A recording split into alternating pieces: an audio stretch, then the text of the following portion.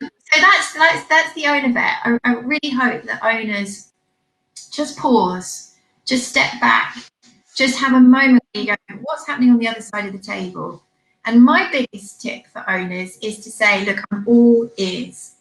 And I know that sounds daft, but when I'm trying to formulate a plan for you, I'm trying to work out what is acceptable to you, what is affordable to you, what is physically capable of you.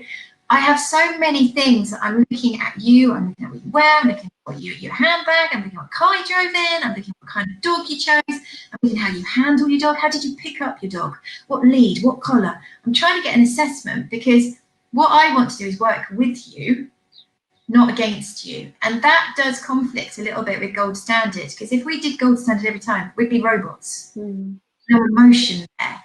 And there is emotion because we want the best out of the situation.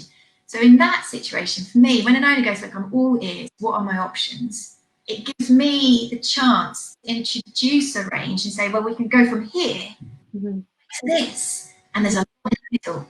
Where should we go? And that is a very better working relationship in my mind.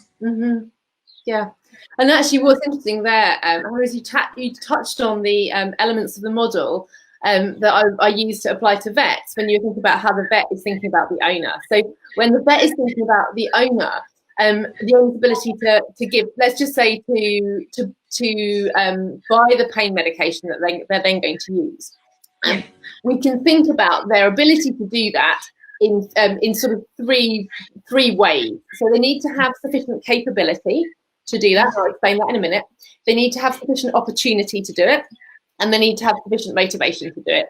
Because if those three factors are not present, then the owner will not use that pain relief. And so if we just think a little bit more, the reason these three aspects are part of the model that I use in my papers, which is called the CAM model. So capability, opportunity, motivation leads to behaviour.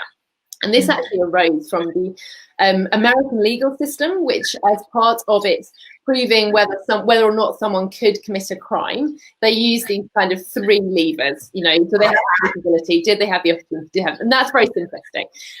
But you know, as a framework for like them working out what fits under each bracket, they could then use that model and then flesh it out. And there's a whole suite of things that influence each of those aspects.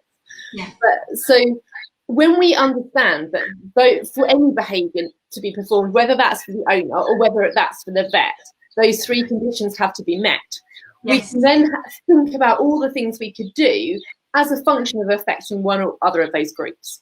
Yeah, no, I love that. And guys, seriously, I'll put the links. Would you mind if I screenshot those tables and put them up? Yeah, no, that's fine. Go for it.